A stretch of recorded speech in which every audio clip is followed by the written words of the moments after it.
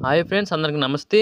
ఆడబిడ్డ నిధి పథకం కింద రాష్ట్ర వ్యాప్తంగా 18 ఏళ్ల నుండి 60 ఏళ్ల వరకు మహిళలకు ప్రతి నెల 1500 ఇస్తామని ఎన్నికల సమయంలో ప్రకటించిన సంగతి తెలిసిందే.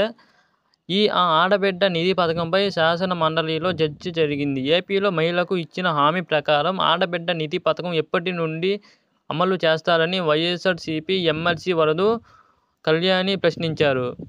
రాష్ట్రంలో 18 ఏళ్ల నుండి 60 ఏళ్ల మధ్యనున్న మహిళలకు నెలకి 1500 ఇస్తామని హామీ ఇచ్చారని, ఇప్పటి వరకు ఎంతమంది లబ్ధిదారులు ఉన్నారో గుర్తించారా? ఎంత నిధులు అవసరం అవుతాయో లెక్కించారా?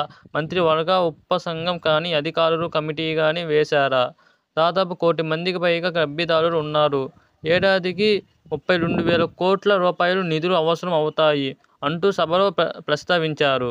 ఆడబిడ్డ నిధి పథకాన్ని ఖచ్చితంగా అమలు చేస్తామని మంత్రి కొండపల్లి శ్రీనివాస్ తెలిపారు. ఎన్నికల్లో హామీ ఇచ్చిన ఆడబిడ్డ నిధి పథకం అమలు చేసే అంశాన్ని ప్రభుత్వం పరిశీలిస్తుంది. ఆడబిడ్డ నిధి బడ్జెట్ కోసం ప్రణాళికాబద్ధంగా వెళ్తున్నాం. ప్రభుత్వానికి కొంత సమయం కావాలి అన్నారు మంత్రి. ఈ పథకాన్ని ఎలా అమలు చేయాలో కార్యాచరణను రూపొందిస్తున్నారు. గత ప్రభుత్వం ఆర్థిక సాయం పేరుతో మోసం చేసిందన్నారు. చేయూత పేరుతో కేవలం 24 లక్షల మంది పరిమితం చేశారని, 4 విడతలుగా మొదటి సంవత్సరం అమలు చేయలేదన్నారు. వాలంటీర్ల ద్వారా సర్వే చేయించి వాళ్లకు కావాల్సిన వ్యక్తులకే సమకూర్చి విధానాన్ని తీసుకొచ్చారన్నారు.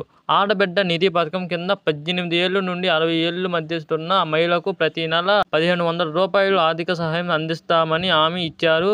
మహిళలు ఆర్థికంగా స్వతంత్రంగా ఉండేందుకు ఈ పథకం అనుకూలంగా ఉంటుందని చంద్రబాబు తెలిపారు.